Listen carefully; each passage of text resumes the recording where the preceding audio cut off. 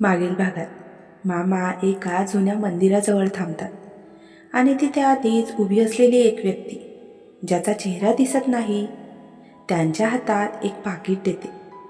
मामा ते पाकिट घेतात आणि म्हणतात, श्रावणीला कधीच कळता कामा नये की तिचे वडील अजूनही जिवंत आहेत. आर्यन हे ऐकून जागीच खिळला. श्रावणीचे वडील जिवंत आहेत? मग ते आजवर कुठे होते? त्याच्यासमोर खूप मोठा प्रश्न उभा राहिला होता. आता पुढे मंदिराच्या त्या जुन्या भिंतीच्या मागे उभ्या असलेल्या आर्यांच्या पायाखालची जमीनच सरकली होती. श्रावणीचे वडील जिवंत आहेत, हे शब्द त्याच्या कानात एखाद्या स्फोटासारखे घुमत होते. श्रावणीने आजवर आपल्या वडिलांना फक्त फोटोंमध्ये पाहिले होते आणि त्यांच्या आठवणीत अनेक अश्रू गाळले होते. मग विश्वनाथ मामा हे सत्य का लपवत होते? आणि ते पाकिट देणारा तो अज्ञात माणूस कोण होता? विश्वनाथ मामा ते पाकिट खिशात घालून मागे वळले आणि बघतात तर समोर आर्यन उभा होता. त्याचा चेहरा रागाने लाल झालेला होता. मामा, आत्ताच्या आत्ता खरं काय ते सांगा. श्रावणीचे वडील जिवंत आहेत आणि तुम्ही हे इतके दिवस कोणापासून लपवत होता? आर्यनने मामांचा रस्ता अडवत विचारले. आर्यन, तू इथे? तू चुकीचं ऐकलंस बाळ. मी तर... विश्वनाथ मामा थक्क होऊन थरथर कापतच बोलले. आर्यनने मात्र त्यांच्या खिशातील पाकीट हिसकावून घेतलं. खोटं बोलू नका. मी स्वतः माझ्या कानांनी ऐकले. कोण आहे तो माणूस ज्याने तुम्हाला हे पाकीट दिलं? आणि श्रावणीचे बाबा जर जिवंत आहेत तर ते समोर का येत नाही? आर्यन, त्यांचं नाव यशवंत आहे. ते अपराधी नाहीत, पण एका अशा कटात अडकले आहेत की जर ते समोर आले तर श्रावणीचा जीव धोक्यात येईल. आजवर त्यांना मृत घोषित करण्यात आलं कारण ते त्यांच्यासाठी सुरक्षा कवच होतं.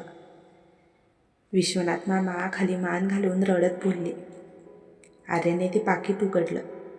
त्यात यशवंत नावाच्या एका माणसाचा कैद्याच्या गणवेशातील फोटो होता.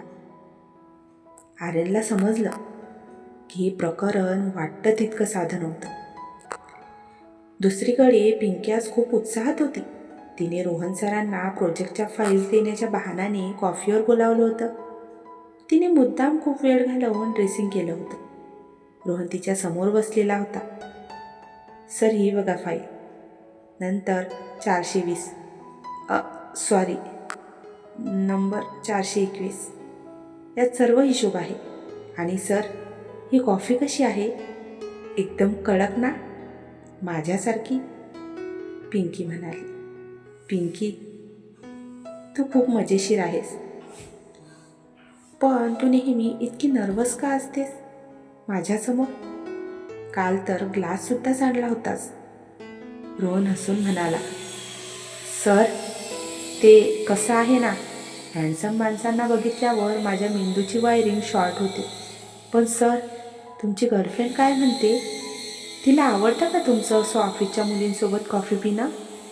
पिंकी थोडी अडखळत बोलली. तसा रोहन मोठमोठ्याने हसला. पिंकी, माझी कोणीही गर्लफ्रेंड नाही आहे. मी फक्त कामावर लक्ष देतो. त्याचंही बोलणं ऐकताच पिंकी आनंदाने खुर्चीवरून उठली आणि बाजूच्या टेबलला तिचा धक्का लागला. तिच्या डोक्यावरचा फुगा फुटला आणि सर्वांचं लक्ष तिच्याकडे गेलं. रोहनने तिला सावरलं आणि पिंकी मनातल्या मनातच म्हणाली, वहिनी, सांगा साहेबांना की पिंकीची गाडी रुळावर आली. इकडे आर्यन सकाळी ऑफिसला आला नाही, त्यामुळे श्रावणीला थोडी काळजी वाटत होती. तिने त्याला अनेक वेळा फोन लावला, पण फोन बंद येत होता. मॅडम, साहेबांचा काही निरोप आहे का? क्लायंट बाहेर ताटकळत बसले आहेत. मॅनेजर ढोणे आत येत बोलले. ढोणे साहेब, आर्यन कुठे आहे काहीच माहीत नाही. मामांसोबत बाहेर गेले होते, पण अजून परतले नाही. मला काहीतरी अघटित घडल्यासारखं वाटतं. श्रावणी चिंतेत बोलली. मॅडम, तुम्ही टेन्शन घेऊ नका. साहेब खंबीर आहे. कदाचित मामांसोबत काही जुन्या प्रॉपर्टीच्या कामात अडकले असतील. तुम्ही या फाईल्सवर सही करा, तोवर साहेब येतीलच. मॅनेजर ढोणे तिला धीर देत म्हणाले. श्रावणी सही करायला गेली, पण तिच्या हातातील पेनची शाई सांडली. ती हातातला रुमाल घेतला तर तिला आठवलं की हा रुमाल आर्यनचा आहे. तिने तो रुमाल हृदयाशी धरला आणि खिडकीबाहेर बघू लागली. आर्यन आणि मामा घरी परततात. आर्यनच्या चेहऱ्यावर एक गंभीर शांतता होती. राजलक्ष्मी देवी आणि श्रावणी हॉलमध्येच त्यांची वाट बघत होत्या. आर्यन, कुठे होतात तुम्ही दोघं? आणि मामा, तुमचा चेहरा असा का पडलाय?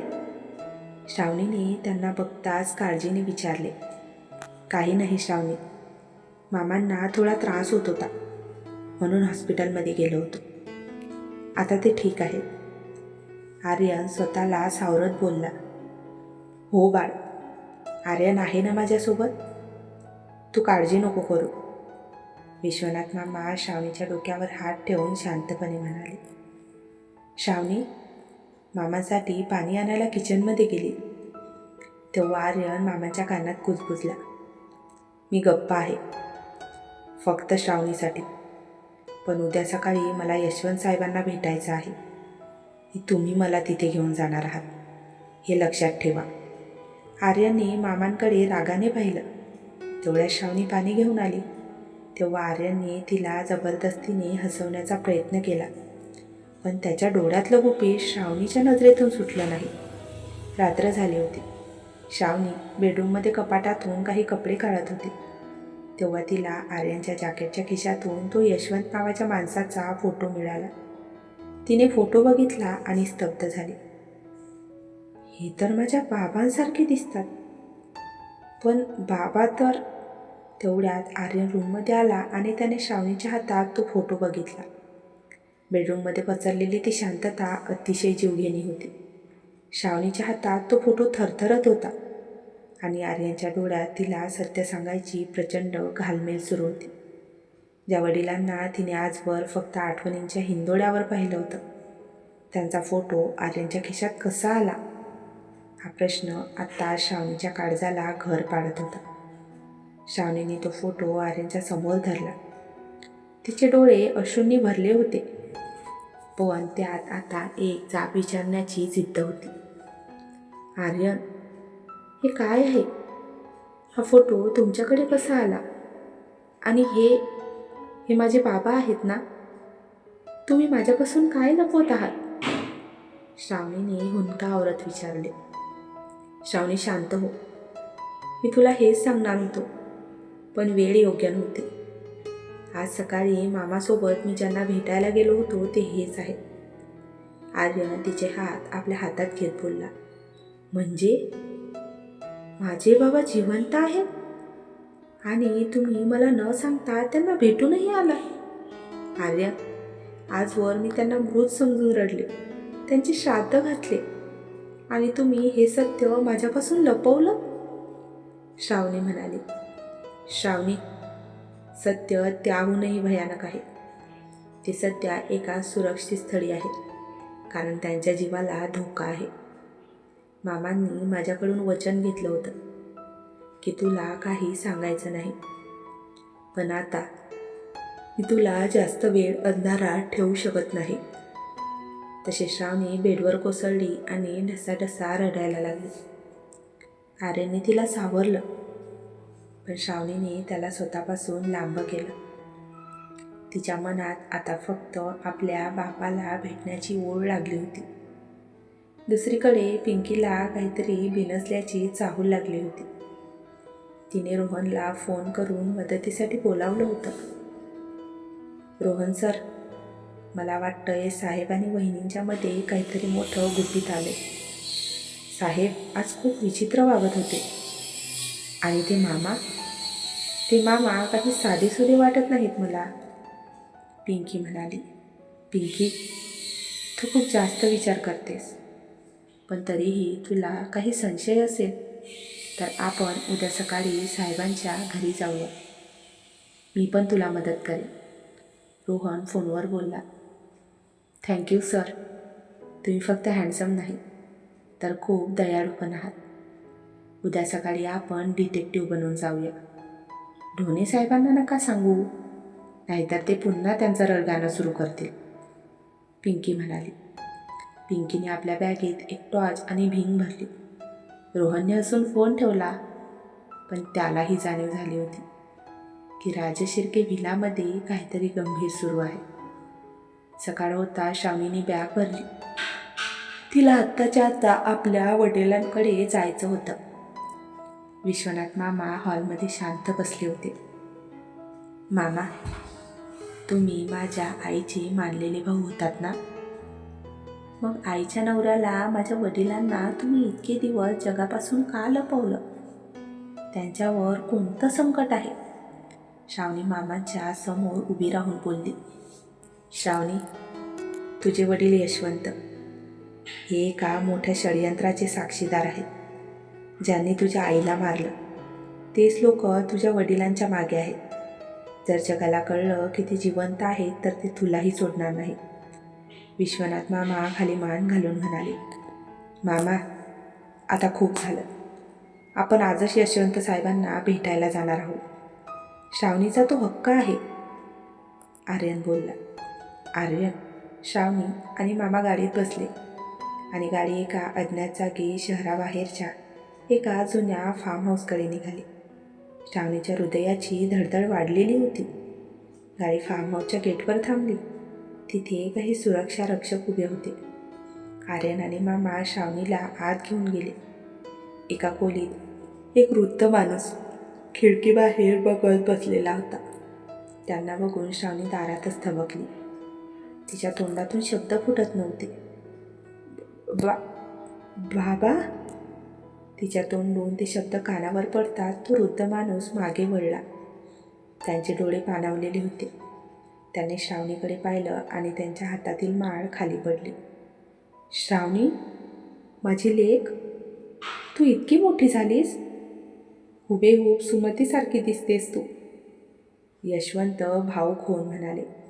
श्रावणी धावत जाऊन त्यांच्या गळ्यात पडली. दोघंही खूप वेळ रडत होते. आर्यन दारात उभा राहून ही दृश्य बघत होता आणि त्याच्या डोळ्यातही पाणी जमा झालं होतं. पण त्याचवेळी त्याला फार्म हाऊसच्या बाहेर एका काळ्या गाडीची हालचाल जाणवली. आर्यनने खिडकीतून बाहेर बघितलं तर त्याला दिसलं की काळ्या गाडीतून काही लोक शस्त्र घेऊन खाली उतरत होते. मामा, आपल्याला इथून निघावं लागेल. त्यांना पत्ता लागलाय, आर्यन जोरात ओरडला. तशी श्रावणी आपल्या वडिलांना धरून उभी राहिली. तेवढ्यात अचानक एक गोळी खिडकीच्या काचेवर लागली आणि सगळीकडे खळबळ उडाली. तर मित्रांनो, कथेचा आजचा भाग तुम्हाला कसा वाटला कमेंट करून नक्की सांगा. जर तुम्हाला ही कथा आवडत असेल तर कथेला लाईक आणि चॅनलला सबस्क्राईब नक्कीच करा. धन्यवाद.